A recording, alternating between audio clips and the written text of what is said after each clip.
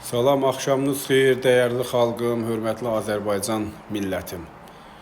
Bir neçə saat öncə Siyəzən rayonundan bir vətəndaş mənə yazıb müraciət eləyir, xahiş eləyir ki, kəndimiz haqqında video çəkirəm, onu paylaşaq, ictimailəşdirək, dövlət görsün. Siyəzən rayon Daşlıçalğan kənd sakinləri işıq problemi, qaz problemi, su problemi, yol problemi, bütün problemlərlə üzləşir, bütün qlobal problemlərin içərisində batır, amma Siyəzən rayonunun icra başçısı, bələdiyyəsi, şəhər soveti umursamır ki, mənim sakinlərim acınacaqlı vəziyyətdədir. Qabağından qış gəlir, sakinlərin evində qaz yoxdur, suyu yoxdur, meşələrin doğranmağına ekologiya icazə vermir. Bəs yaxşı, qaz da verilmir. Bu insanlar nə ilə dolanmalıdır, necə yaşamalıdır, necə evin isidməlidir, hansı şəraitdə yaşamalıdır? İcra başçısı, səni ora cənab prezident təyin eləyib, sənə sərəncam verib ki, get xalqa xidmət elə, millətə xidmət elə. Sən nəyə xidmət eləyirsən?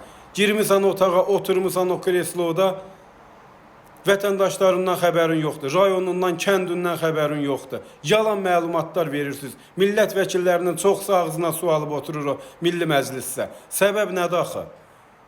Niyə səs yığanda yalvarırsınız, xahiş eləyirsiniz, 50 dənə dona girirsiniz, xalqı da alladırsınız, dövləti də alladırsınız ki, bu rayonda bu işi görəcəm, o kənddə o abadlıq işini görəcəm. Səs yığılır, seçilirsiniz, gedib oturursunuz, Milli Məclisdə dinmirsiniz. İcra başçıları həmçinin sizə tapşırıq verilir, bütün rayonlara göndərişlə gedirsiniz ki, gedin rayonu abadlaşdır, problemləri ilə maraqlan. Niyə cənab prezidentin sərəncamlarına hörmətlə yanaşmırsınız? Niyə verdiyi tapşırıqları vaxtında və düzgün dəqiq yerinə yetirmirsiniz?